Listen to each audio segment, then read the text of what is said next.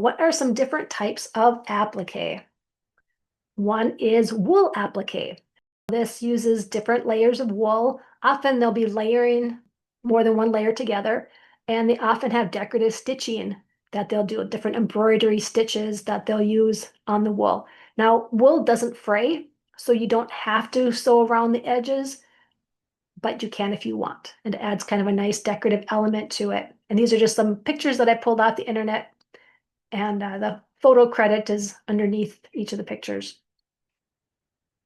Then there's needle turn applique. This might be the one that you're most familiar with. It is where you take a shape, like a template shape, and then you're going to cut your fabric maybe 1/8 to 1/4 inch bigger than the shape.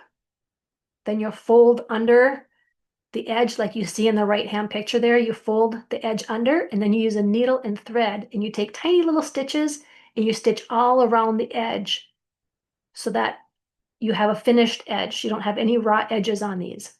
It's very time consuming, but very beautiful. Another process is raw edge applique.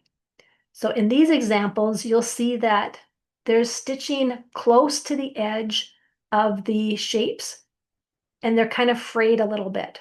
So these did not use a fusible applique product, a fusible web. They would have just sewn the fabric pieces on, and some of these are layered, you can see.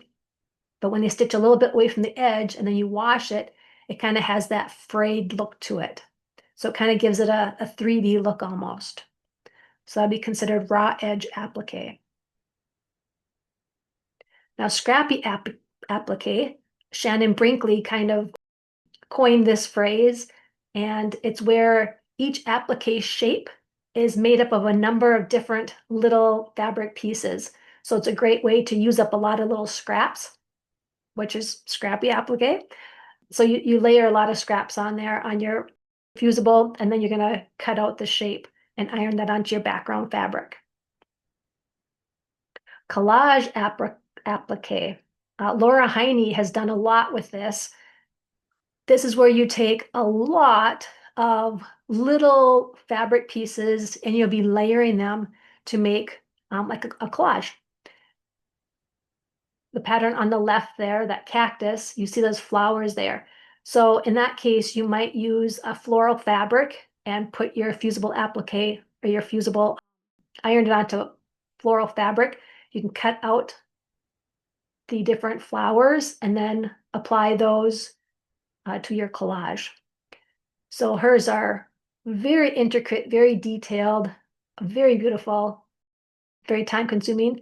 Might be a little daunting for a beginner to try it, but they make really stunning wall hangings when you're done. Fusible applique. So these are actually 3 of my patterns.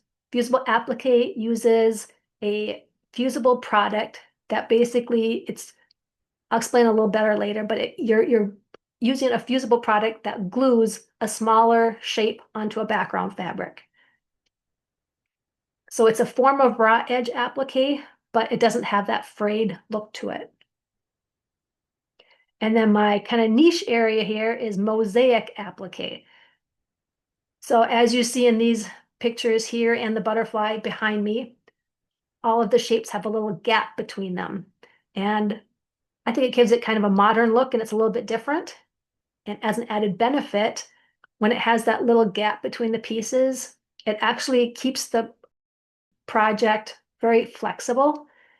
When you layer a lot of layers of fabric like you would in a collage, it gets pretty stiff. But when you have a little gap between the pieces, that fabric in there keeps it soft and flowy. So if you were to use these like for a baby blanket or for a quilt, it still has that soft, flexible feel to it.